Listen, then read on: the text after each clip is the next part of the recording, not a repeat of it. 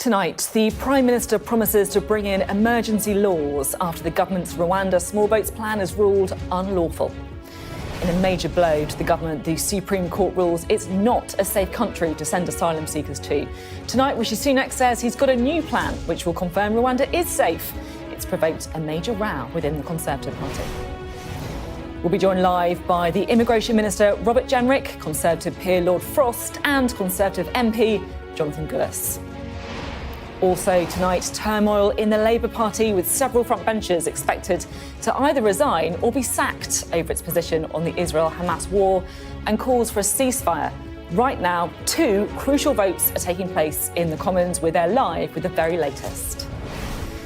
And we'll be speaking to one of those Labour frontbenchers who say they are going to defy Keir Starmer and vote for a ceasefire, Shadow Home Office Minister Naz Shah.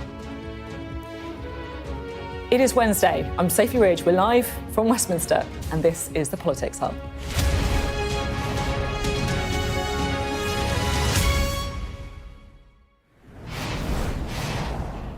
Good evening. You might have noticed already, it's going to be a bit of a different Politics Hub tonight because we are right in the middle of two major developing stories here in Westminster. It's going to be a busy one, so hold onto your hats. We're going to work out exactly what's going on with the government's Rwanda scheme with the first live TV interview with the government minister since that Supreme Court ruling on Rwanda. But there are also some really important votes going on right now in the House of Commons. It's drawn a crowd of around 1,000 pro-Palestinian protesters around Parliament tonight. And it is all part of the huge pressure on some of Labour's frontbenchers over the next half an hour and which route through the division lobbies they decide to take. Well, our political correspondent Tamara Cohen is in Central Lobby for us tonight. Tamara, what's happening? Well, Sophie, the pressure has been building up and the bell has just gone here, which tells us that voting is now underway on the first of two crucial amendments which will test the strength of feeling among MPs here to call for a ceasefire in Israel and Gaza. We expect this will be very divisive, particularly for the Labour Party. Keir Starmer has put forward his party's position and put it to a vote, but it falls short of calling directly for a ceasefire. Already, we know 5 of his shadow ministers feel that does not go far enough and are going to defy their leader, or have done already, and will vote for that ceasefire. We expect they may be joined by several more before the night is out. Big votes going on, big breaking votes going on. Tamara is going to keep us up to speed with that one. We'll be back with her very shortly for the result of those first votes. But first, though, Rishi Sunak promised to stop the boats. It was one of his 5 key pledges back in January. Today, it suffered a major blow after his flagship scheme to send asylum seekers to Rwanda was ruled unlawful by the Supreme Court. Conservative MPs are furious, including the MP who was Home Secretary 2 days ago. But guess what? Rishi Sunak is still promising to stop the boats with a new treaty with Rwanda and emergency legislation to declare it is a safe country after all. What's his plan and will it work? Here's our political editor, Beth Rigby. Refugee rights are human rights. This a landmark moment at Britain's highest court for those who would make Britain their home. Rwanda is unsafe! Rwanda is unsafe! And a government that's made immigration the cornerstone of its mandate. The Supreme Court ruling then a body blow for Rishi Sunak. Judges unanimous. The Rwanda deportation plan unlawful. The Home Secretary's appeal is therefore dismissed. The size of the media scrum reflecting the magnitude of the moment for both sides. The government had been managing expectations, but with the stakes so high, the victor's relief palpable. Were you always confident that you were going to win this case? No. You weren't? Why not? We were always confident that we had a very strong case and we put it to the courts properly, but you can never be confident in a case like this. And the government now has a huge problem. Their flagship immigration policy grounded. Questions now over where to go next. There is a big movement within the Conservative Party that the solution to this is to withdraw from the ECHR. What's your view of that? It would be a damning indictment on this country were we to join Russia, Belarus in withdrawing from the European Convention on Human Rights. Has your plan failed, Prime Minister? The judgment delivered the Prime Minister to Parliament to face the music. He promised that he would stop the boats this year. This year. Today is the 15th of November. He's wasted all of his time on a gimmick, and now he's absolutely nowhere. The new Home Secretary cleared the government will push on with the Rwanda plan, but there was pushback too. James cleverly suggesting the government will now rewrite legislation to try again. The Prime Minister has said that if our domestic legal framework frustrates our plans, he is prepared to change our laws.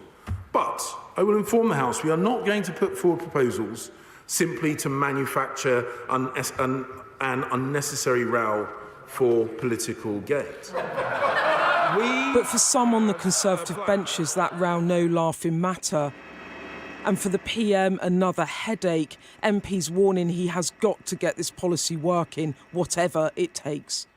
It's the next Tory civil war, isn't it, Simon? Well, I hope not, because I believe that the Prime Minister will respond with appropriate firmness. Certainly, it is a vital question of his leadership that he does. OK, but if he doesn't, then it is a civil war, because you guys will go to war with him over it.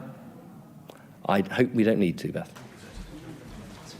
By the afternoon, the PM ready to present his new plan. We will take the extraordinary step of introducing emergency legislation.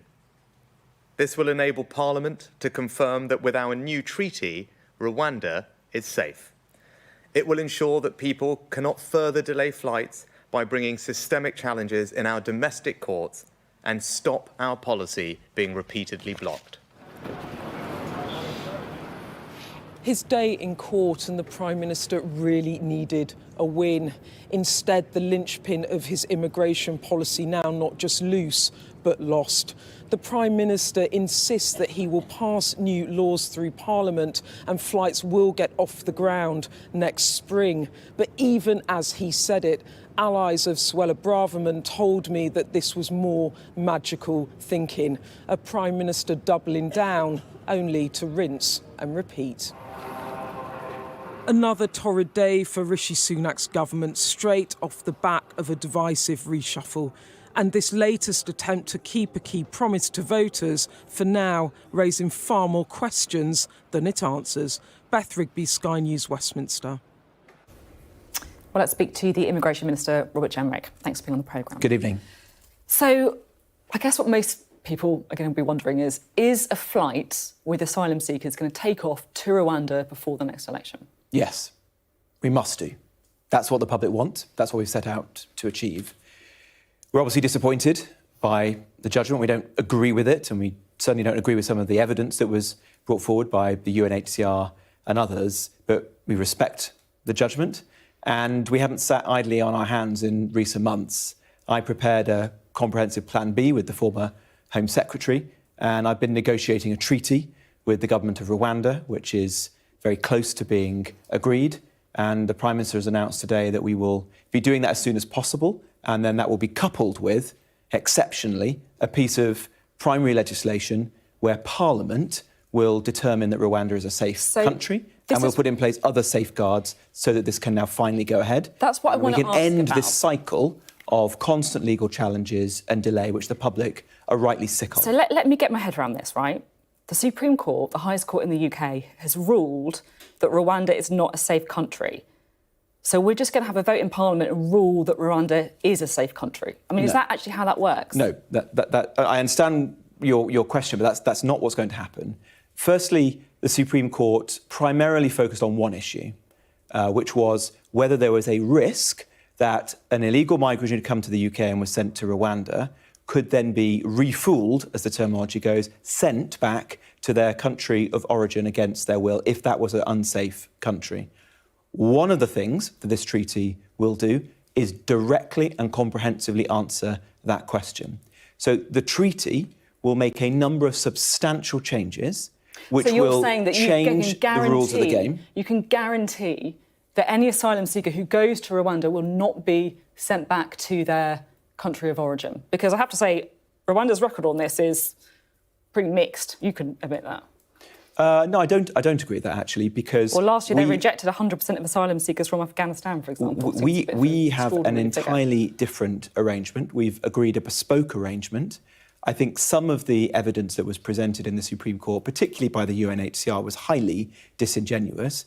Remember that the UNHCR have their own scheme where they take refugees to Rwanda, and none of their published policies and documents raised any of the questions they did in the court. But to answer your principal question, which is an important one, Parliament will be asked to judge, is Rwanda a safe country, in passing the legislation and indeed the treaty, but they'll be asked to do that on the basis of the assurances that are in the treaty, which will be very comprehensive and directly answer the questions raised by the Supreme Court. That applies to UK courts, right? Not international ones. So is it right then that an asylum seeker could just go to Strasbourg and challenge it through the ECHR? Well, accompanying the treaty will be this piece of legislation. I'm not going to speculate on its contents. That wouldn't be right because we're in the final stages of drafting it. But we have given it a great deal of thought. Is the government prepared to leave the European Convention of Human Rights? The essay question... No, I'm not asking about the essay question. Well, no, because... I'm asking about a specific, because I'll be honest, I feel like we've been getting, a bit of ankle flashing, to be honest, from the PL. Well, that's because... But can you just tell me what's actually happening? Well, I'm not going to tell you... I'm not going to Is it going to be in the legislation? I'm not going to talk about the contents of the bill because we haven't yet published it. It sounds to me like that is going to be on the table. Is that right? I'm not going to announce what's in the bill because it's not right for me to do at the moment. We're in the final stages of drafting it. I hope you can see from what the Prime Minister said, what I've said today, there has been months of careful thought on this by myself, by the former Home Secretary. But what the bill has to do... Is the government prepared to leave the European Convention? We have said that we'll do whatever it takes. And the litmus test by which everyone must judge the treaty and the bill is, can these two things, when passed through Parliament, ensure that flights can get off to Rwanda by the spring? That is our objective. The bill must do that. I'm confident that we can put those arrangements in place. And that's what we'll be judged upon. I don't understand how, let me put it a slightly different way, you can sit here and say, yes, flights will take off to Rwanda if you don't include leaving the European Convention on Human Rights in this legislation.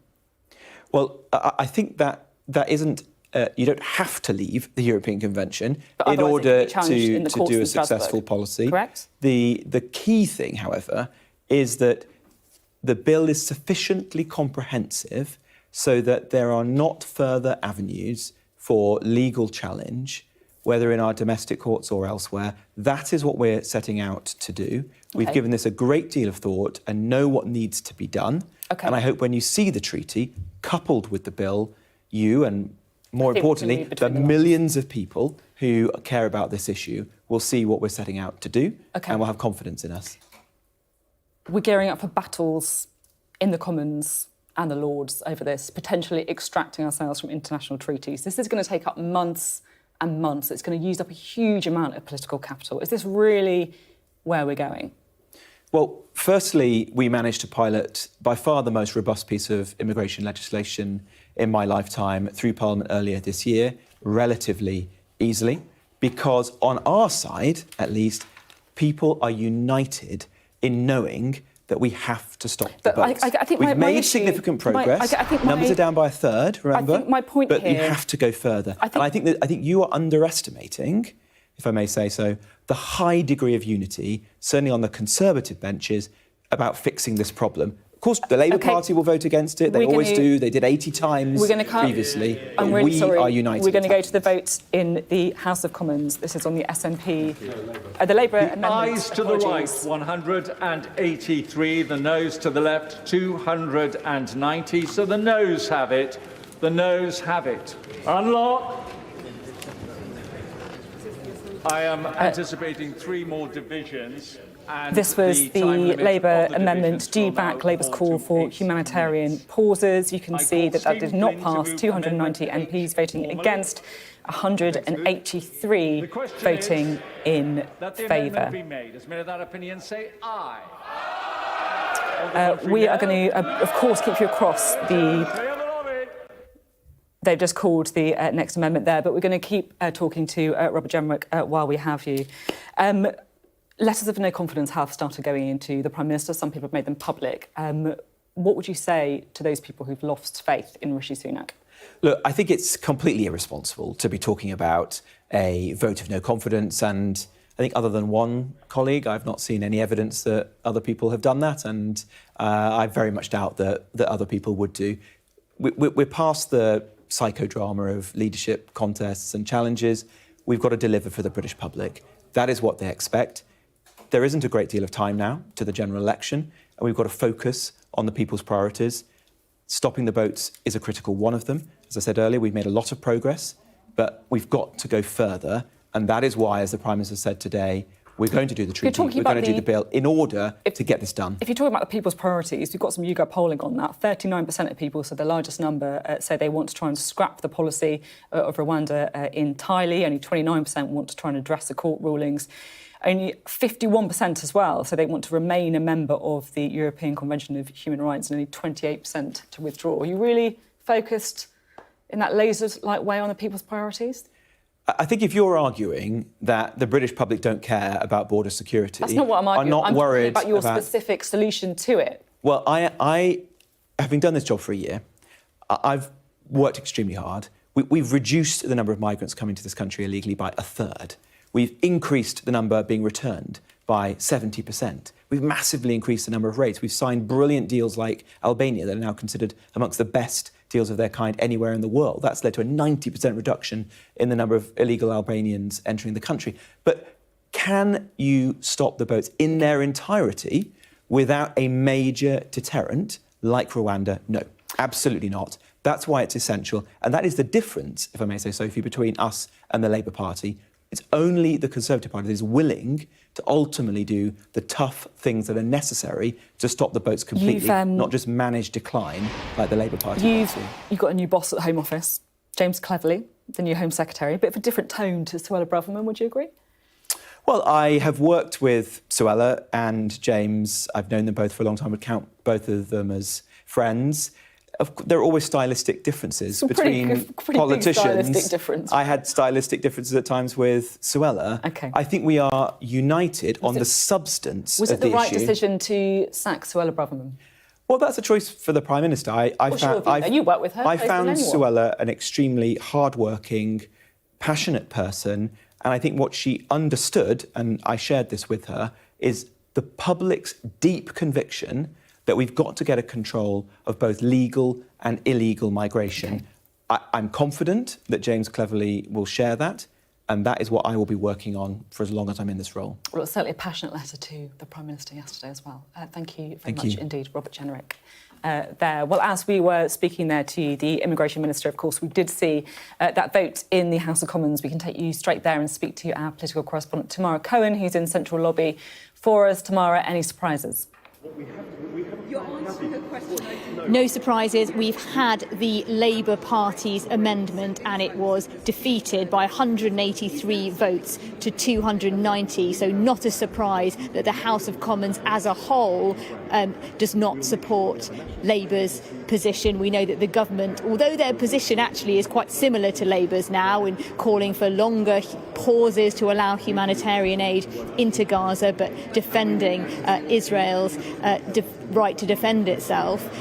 The government did not vote with Labour, so theirs was defeated. But I think what we'll be waiting for now is to see how many Labour MPs did not vote for their leadership's amendment and instead intend to vote for the next one, the Scottish National Party's amendment, in a few minutes' time, which expressly backs a ceasefire, an immediate ceasefire, whereas Keir Starmer's position, which had inched towards that particularly in the last 24 to 48 hours, did not go that far.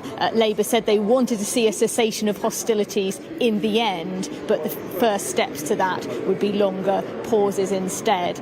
Still expecting that there will be quite a big rebellion from Labour frontbenchers, possibly double figures, more than 10 Labour shadow ministers and aides defying their leadership, resigning their posts or being sacked in order to back a ceasefire. In the last few minutes, we've heard from the sixth one of those, the Shadow Minister Paula Barker, who said that she would be resigning her post to support the Scottish National Party's amendment. As soon as we get those names published, we'll bring them to you, but expecting probably the biggest challenge to Keir Starmer's authority that he has faced since he became leader, and a warning to him really about the dangers of making positions on foreign policy that large sections of his party don't appear to support. Tamara, thank you very much indeed. And Tamara, just while we've got you, how much of an issue do you think this is for Keir Starmer? Obviously, it's such a difficult issue for many Labour MPs, but does it pose much of a challenge to his authority, would you say? The difficulty for Keir Starmer is he set out a position in a big speech, which I think a lot of Labour MPs thought was a well-judged speech, saying that a lot of people feel very strongly about Israel and Palestine issue in this country, but his view is that it would not be the right decision to back a ceasefire because he said it would embolden Hamas and encourage them to carry out more attacks. And he came out with that position partly because it was the position of Western allies. It was the position that the US and the UK government had put forward. But I think there is certainly a feeling that the Labour leadership perhaps underestimated the strength of feeling amongst Labour MPs and the pressure that they were getting from their constituents to go further. We know dozens of Labour MPs have publicly in some form expressed support for a ceasefire. It looks like quite a few of them, we're getting the exact numbers, but it looks like quite a few of them have not voted for their leader's position tonight. So yes, there will have to be shadow ministers sacked who haven't resigned already, and there will be a large number of Labour MPs who feel that their leader has not gone far enough. And I think that is a warning to Keir Starmer about what may come next in the next few weeks. Tamara, thank you very much indeed. Well, Tamara's going to be there in Central Lobby, right in the thick of all the action for us. You can see the live pictures from the House of Commons now. In the meantime, though, we can bring in our chief political correspondent, John Craig, who is with me here in the studio. John, what are we expecting from this next vote? Well, this is the SNP. This is the amendment calling for an immediate ceasefire. And this is the one that so this is the SNP, Stephen Flynn. It says, calls on the government to join with the international community in urgently pressing all parties to agree to an immediate ceasefire. We will see some of those Labour rebels supporting it, plus the backbench Labour rebels. I noticed that during the first vote on the Labour amendment, John McDonnell, for example, as far as I could see, didn't vote. Obviously, Labour MPs have been told not to vote for this, so anyone who does will be in trouble if they're a frontbencher. Can I just bring you what some of these rebels have been saying? Shortly before voting started, Yasmin Qureshi, now she was a spokesman on equalities, she said, she's quit. She said the situation in Gaza desperately requires an immediate ceasefire to address the humanitarian catastrophe and to advance moves towards a political solution. So she has resigned. Now, another frontbencher, Afzal Khan, said, witnessing the killing of thousands of children and the deliberate targeting of schools, hospitals, refugee camps, UN buildings and residential buildings, I cannot in good conscience not actively support the call for a ceasefire this evening. Paula Barker has said in a statement, her office has been overwhelmed with correspondence. My constituents have made their views and strength of feeling on this matter very clear. Now, we are up to about half a dozen. Kim Leadbitter, I think, who was a whip. Sarah Champion, not a frontbencher, quite a well-known MP, chairs the International Development Committee. Helen Hayes spoke in the debate. Rupa Huq, I think, was another one. Naz Shah, Imran Khan, we already knew about. Rosanna Allen Khan, who used to be a shadow minister or another rebel. But it's only those junior frontbenchers who are going to face disciplinary action. No big names, no shadow cabinet rebels yet, as far as we know. Yeah, unless they are preparing to get sacked rather than resigning ahead of the vote. We've got our eyes closely on what is happening in the House of Commons right now. You can see MPs kind of milling around, chatting to each other, returning to their seats. John, In your mind, how much of a test is this for Keir Starmer's authority? I guess he will be relieved that no members of his shadow cabinet have quit, if that is indeed the case. These are, to be honest, fairly junior front benchers. We're not talking big names here. I mean, obviously some are better known than others. I guess if it's contained to around about 10 or a dozen, he'll probably think, oh, that's not too bad. But clearly there is dissent. The usual, what we might call the usual suspects, they're all rebelling, of course. But it's only really the front benchers who are going to face disciplinary action or resign. I mean, the ones I've just mentioned who've published letters in the minutes before the vote, they've obviously decided to jump before they were pushed. But I think we will see a few more. When we get the division list, I mean, there are two things. There's two votes. Did some members, Labour MPs or front benchers, not support the Labour amendment? And did some of them vote for the SNP amendment? Looks, those who want a ceasefire clearly want to vote for Stephen Flynn's SNP amendment calling for an immediate ceasefire. Yeah, we're going to find out shortly, aren't we, whether or not the Labour amendment was enough to try and convince members of their own side to not vote for the SNP amendment. They were, of course, calling for a humanitarian pause in order to get aid in, rather than a ceasefire. They wanted longer pauses. The daily humanitarian pauses must be longer to deliver humanitarian assistance. Then it went on to say that's a necessary step to an enduring cessation of fighting as soon as possible. So moving towards a ceasefire, but not yet. Yeah, exactly. And the language, of course, in this does really matter as well. I don't know about you, John, but I have to say that Labour MPs who I've spoken to recently have almost had their head in their hands, despairing at what a difficult issue this is for them. They've got lots of their constituents who feel very strongly about the issue. Many of them have had a long history as well of supporting Palestine. And then, of course, they feel, I guess, that they've been put in a very difficult position. And as Paula Barker said, my office has been overwhelmed with correspondence on the matter. That, whether you're Labour, Conservative, SNP or whatever, that is true. I think, actually, the tellers are up at the table now. There we go, they're standing up. Here we go. The ayes to the right, 125. The noes to the left, 293.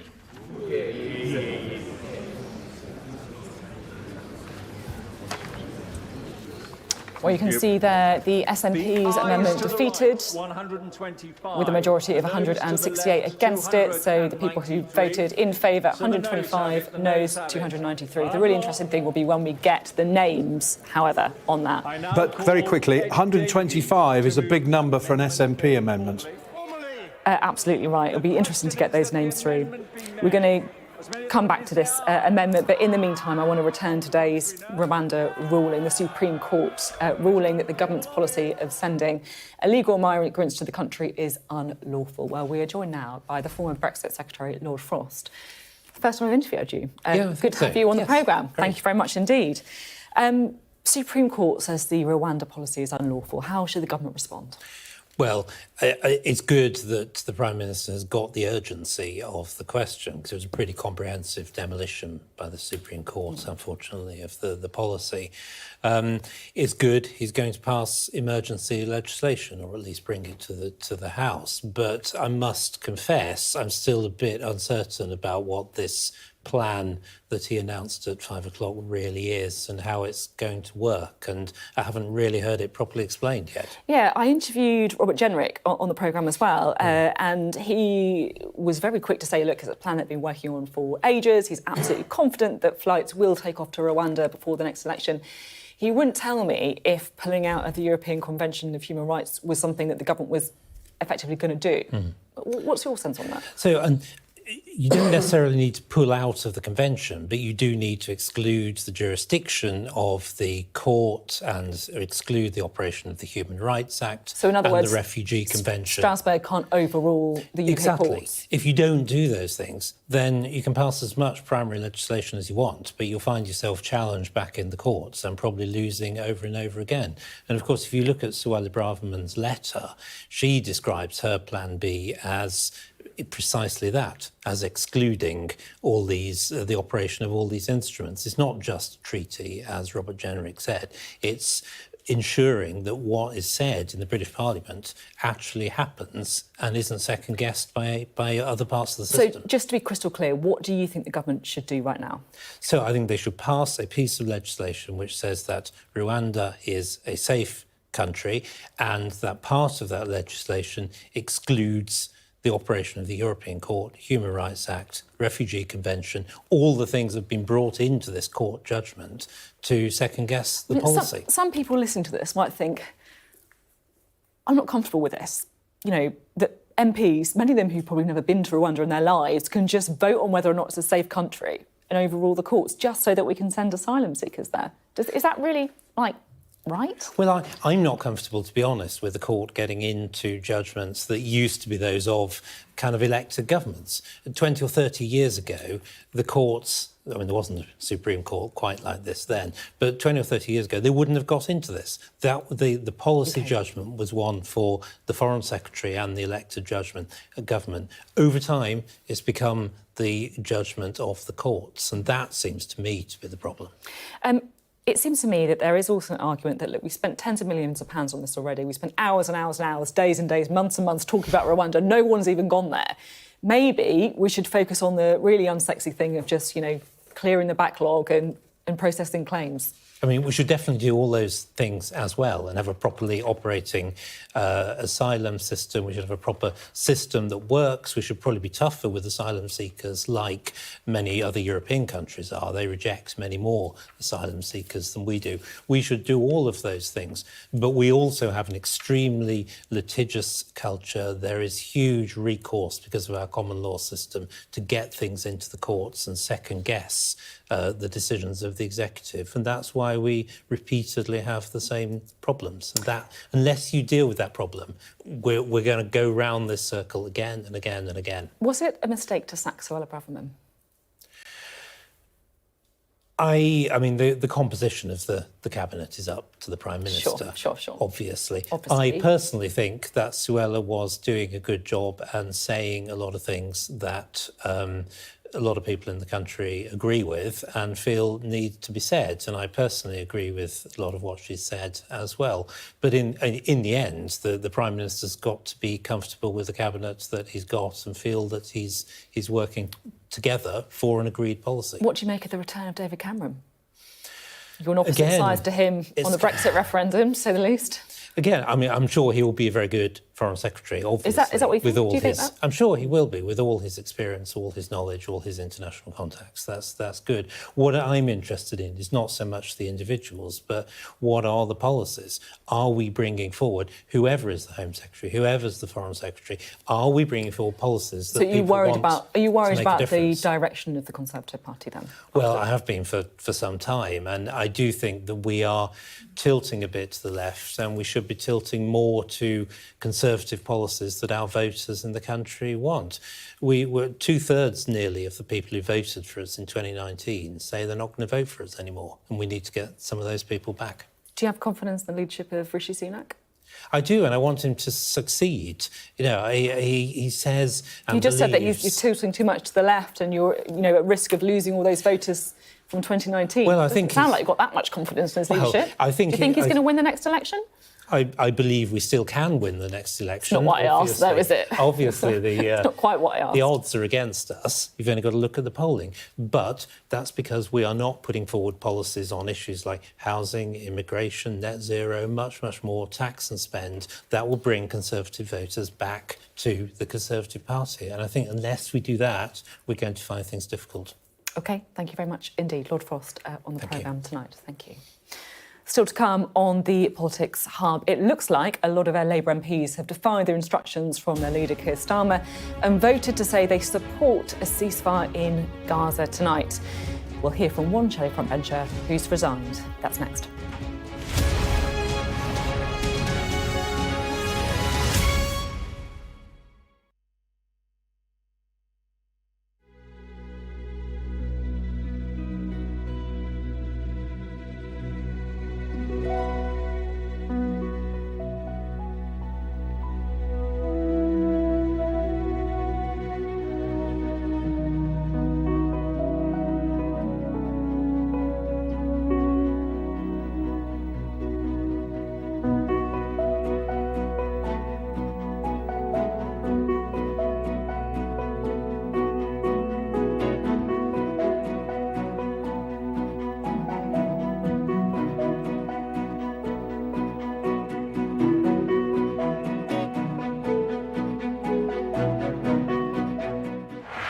The pound has rallied. Moderation. Interest rates peaking up at 6%. The highest for 14 years. Will that be the peak? Will it be a little bit lower? Prices closer to a potential crash. So many words, so many meanings. But what do they mean for you and your finances? Stay up to date on Sky News. They have breached the road. There is a lot of gas being fired all around us.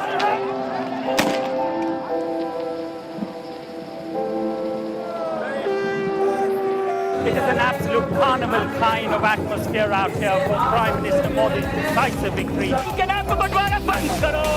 These students are defying the prohibitory order, and now they're going to be arrested. We aim to be the best and most trusted place for news. The roads have been inundated. The only way out is to get people by boat. This on any given day would have been bustling with people, but today it's absolutely deserted. I'm Neville Lazarus, and I'm Sky's reporter based in Delhi.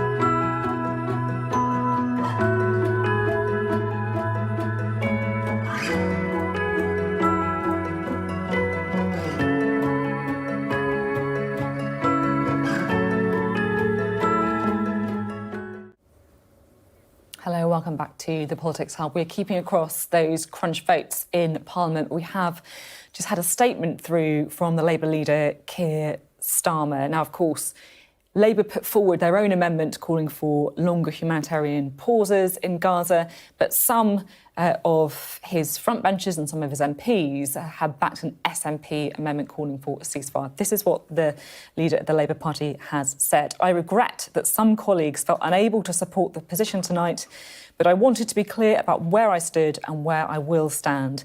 Leadership is about doing the right thing. That's the least the public deserves and the least that leadership demands. Well, let's hear from one of those Labour MPs now, shall we, who's defied the party's leadership tonight to back a ceasefire in Gaza. The former Shadow Minister for Crime Reduction, Naz Shah, joins us now. Naz, just explain why you voted in the way you did. Hi, evening. So I voted because I've listened to people, NGOs on the ground who have made it really, really clear that they are unable to deliver humanitarian aid without an actual ceasefire. So the pause, the humanitarian pause that people are talking about would not work, and that is clear evidence from the ground, which is why I supported a ceasefire. Has Hamas agreed to a ceasefire? From my understanding, Israel nor Hamas have. And we have to create the conditions. We have to make sure we're working towards the conditions for that ceasefire, but that is about calling for a ceasefire. It's not really something that's going to have much of an impact, though, is it? I mean, they're not exactly going to just listen to what some MPs in the House of Commons have to say. Well, the thing is, Sophie, we have to make our positions clear. We're in the opposition. We do not have the numbers to make legislation, but that does not stop us making sure that our voices for our constituents is heard here in this place. And the same applies when constituents feel very, very passionately about issues. They email our MPs and they ask you to make a judgment call, and that judgment call requires leadership. It requires, requires us to do something, and today that's what I did, as did many others. Do you think Keir Starmer's got it wrong? Well, Keir Starmer has, you can ask him whether he's got it wrong or not, but for me, what I did was I got it right for me. And history judges us, and there are moments like this, then we have to take a decision and we have to take a position, and that's what I did this evening, alongside many other MPs from the front bench as well as the Labour Party tonight. Obviously, if Keir Starmer comes on the programme, I will ask him about whether he thinks he got it right or wrong. But what's your position then? It sounds like you do think the Labour leader has got it wrong on this. I've just been having a nice chat with the Well, you know, this place, our job in Parliament is to try and convince and use our platform to convince people and put the arguments forward, which is what I did in the chamber earlier. I referenced all those people that have asked for a ceasefire, including the Archbishop, the Pope, including the French President Macron. You know, there are people. I'm not alone in calling for a ceasefire, and there's clearly a difference of opinion.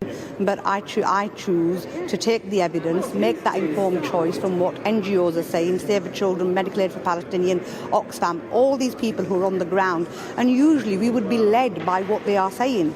So why are we not doing that on this occasion? I think for me personally, that was a decision I had to take with the evidence available to me, and that is a call for an immediate ceasefire. And it's not about, you know, in opposition, it's not whether Rishi Sunak is going to listen to me when I'm making the case for my constituents in Bradford West, but that does not stop me from making the case to do the right thing.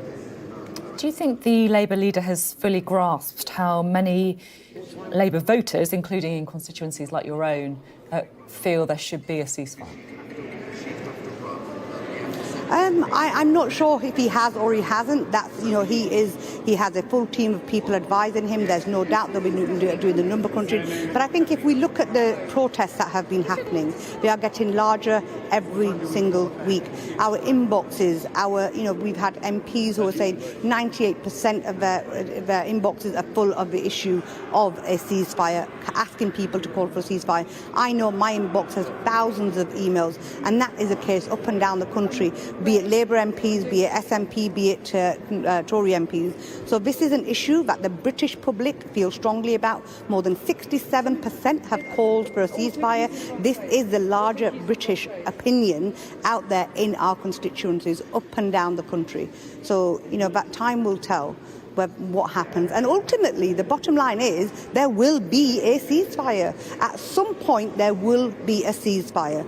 And as one of my colleagues put it in the chamber, had we called for a ceasefire yesterday, 144 children might still be alive. Whilst I've been waiting here in the lobby, another 2 children will have died. Those are the realities. Children are dying, a child every 10 minutes. Babies are dying in incubators because they have not got oxygen. Women are having cesareans without anaesthetic. You know, I am a mother of 3. I could not vote any other way but to try whatever I can and raise my voice, even if it is to save one child from dying. OK, thank you very much indeed. Now Shah there explaining why she has defied the leadership of the Labour Party to vote in favour of a ceasefire. Just hearing 7 Labour frontbenchers voting in favour of the SNP motion calling for a ceasefire. That is 7 people who are considered to have resigned, who will be losing their jobs in the front bench of the Labour Party in order to back that amendment. We'll get the names to you as soon as we can. You're watching Politics Hub. Stay with us. Up next, we're going to hear the fury of the Conservative backbenchers over today's Rwanda ruling. The MP, Jonathan Gullis, will join us live.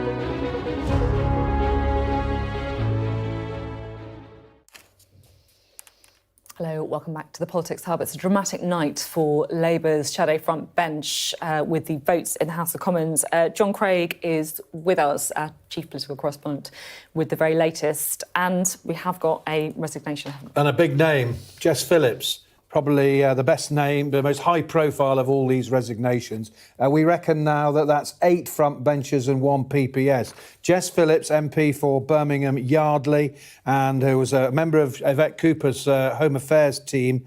And she's been the spokesperson on domestic abuse and safeguarding. She has said this in a letter to Sir Keir Starmer. This week's been one of the toughest weeks in politics since I entered Parliament. I've tried to do everything I could to make it so this was not the outcome, but it's with a heavy heart that will be leaving my post in the Shadow Home Office team. On this occasion, I must vote with my constituents, my head and my heart, which has felt as if it were breaking over the last 4 weeks with the horror of the situation in Israel and Palestine. She says, I can see no route where the current military action does anything but put at risk the hope of peace and security for anyone in the region now and in the future. That's Jess Phillips. As John says there, thank you very much, Jess Phillips, quite high-profile Labour frontbencher, formerly ran for the leadership as well. 8 front benchers and 1 PPS. That's what we're expecting. Around 56 Labour MPs in total voting for the SNP amendment calling for an immediate ceasefire in Gaza. And, of course, that goes against Keir Starmer's position. Now, with frustration growing on the Conservative backbenchers over today's Rwanda ruling, the Prime Minister has doubled down on his vow to stop the boats. He's promised to introduce an international treaty and emergency legislation, all with a view to get the planes taking off to Rwanda by the spring. Is it enough to fight off a Conservative rebellion? Well, let's speak now to the MP, Jonathan Gullis, who joins us now live from Central Lobby. First of all, what's your reaction to the Supreme Court ruling? Well, look, I was immensely disappointed by the Supreme Court ruling, as were the constituents of Stoke-on-Trent North, Kidsgrove and Talk. But I do respect, obviously, the rule of law and the court's decision, even if I don't like it.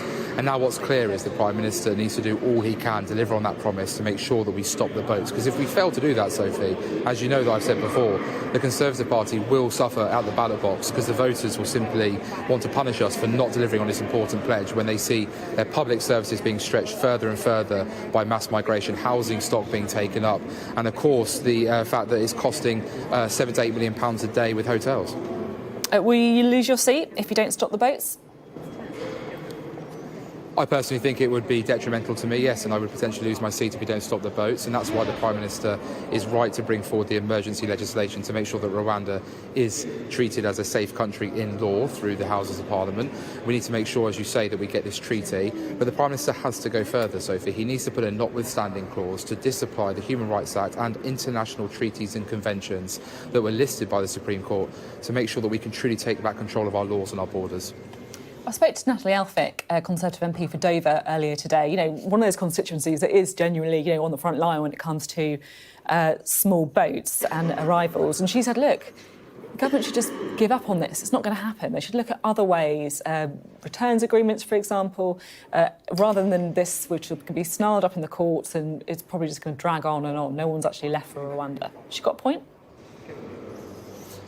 Well, look, I'd love returns agreements to be in place, and the French have had over £700 million of the British taxpayers' money in order to deliver, and whilst they will claim that they've stopped 22,000 vessels from taking off, what I'm not seeing is the French actually picking up boats that are in French territorial waters and bringing them back to French shores, which is a complete abomination, to be perfectly frank. They should be doing much more in order to make sure they actually deliver on the promises that they made, because surely by stopping the boats leaving northern France, it will stop the mass migration to northern France to try and enter our country illegally. So I'm simply fed up of the French making excuses and not delivering in what I see as their part of the deal, when actually the British public have been giving out more than enough money.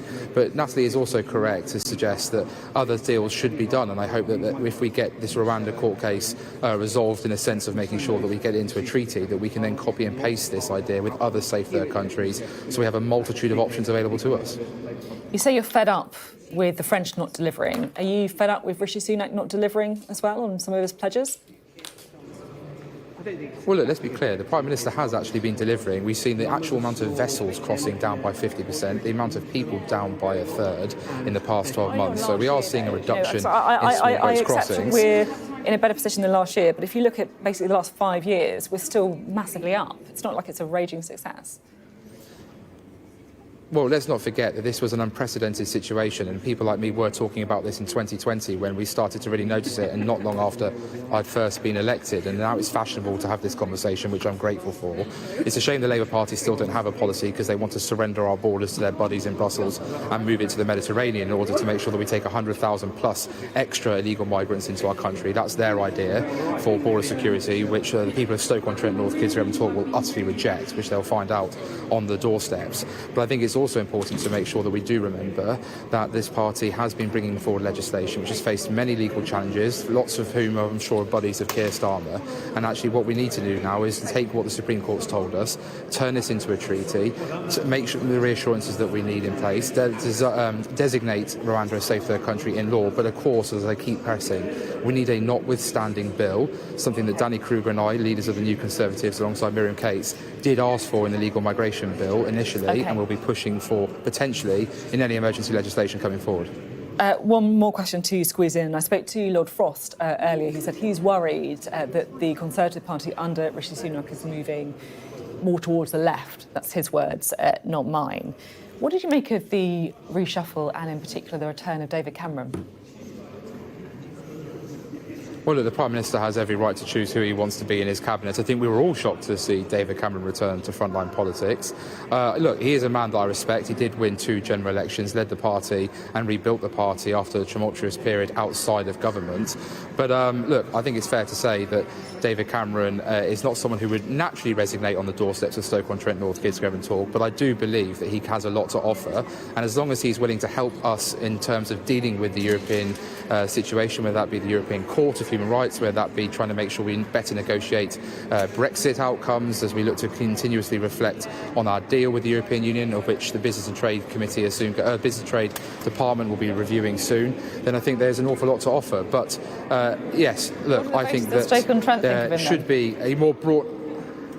Well, look, I would like a more broader representation within the government overall. Of course, I would like to have seen more red wallers, more of those who are deemed to be on the right. I don't say right or left, I think we're all just Conservatives, but that's the Prime Minister's prerogative. I'll gladly sit on the backbenches and I will offer my help as much as I can. Whether the Prime Minister likes that or not, I don't know, but I like to think that I'm only trying to do what's right for the people I proudly serve. OK, thank you very much indeed. Jonathan Gullis there joining us from Central Lobby.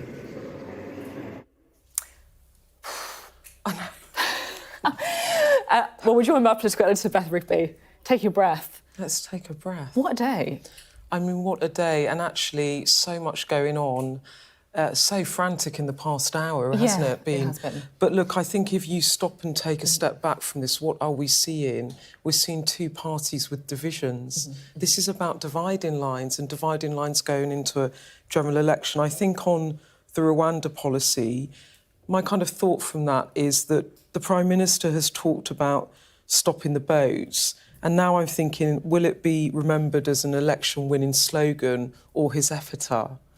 In the sense that he has now made another big promise today that he will get flights off the ground by spring 2024. Robert Jenrick repeated it to you, and so many questions tonight about how that in practice will work, unanswered questions. I saw you trying with Robert Jenrick to get them, but so many unanswered questions like, can this legislation get through the House of Lords? If it does get through the House of Lords, what does he do about the European courts? Does he ignore a ruling and then pull us out of the ECHR? How easy is that to do that? What kind of battles will he see on his benches? And you saw Simon Clarke in that report we did earlier with a very clear warning shot, which was, you know, either we deliver this policy and if necessary leave the ECHR, or there will be a Tory civil war.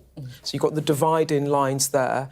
And then with Labour, you have Keir Starmer tonight losing a number of front benches over the calls for a ceasefire. I think we've got 8 and counting. The most prominent one, of course, Jess Phillips, which she said this has been one of the toughest weeks of her political life, and with a heavy heart she is leaving the front bench. But again, divisions in Labour over a ceasefire, Keir Starmer trying to hold them together but facing these resignations. And you have to say, well, look, Labour has appeared united and unified, but there are clear splits. The Labour left breaking away with the rest of the party, 50 plus MPs, we think, voting for that amendment. And then you have to ask yourself, well, if Keir Starmer does win an election, how difficult is it going to be for him to govern depending on the majority he has? Because just as Rishi Sunak has these divisions in the right of his party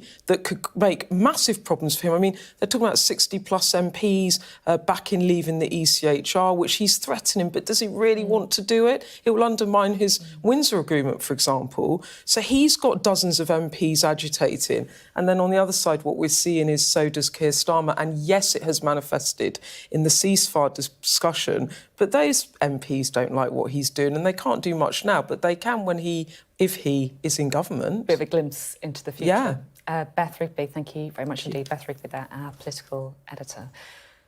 What a day and what a week. That is it from us tonight on an evening where, as Beth was saying, major cracks emerging in both the Conservatives and Labour.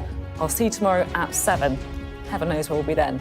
Up next, though, it is SJ with the UK Tonight, so stay with us for that and see you tomorrow.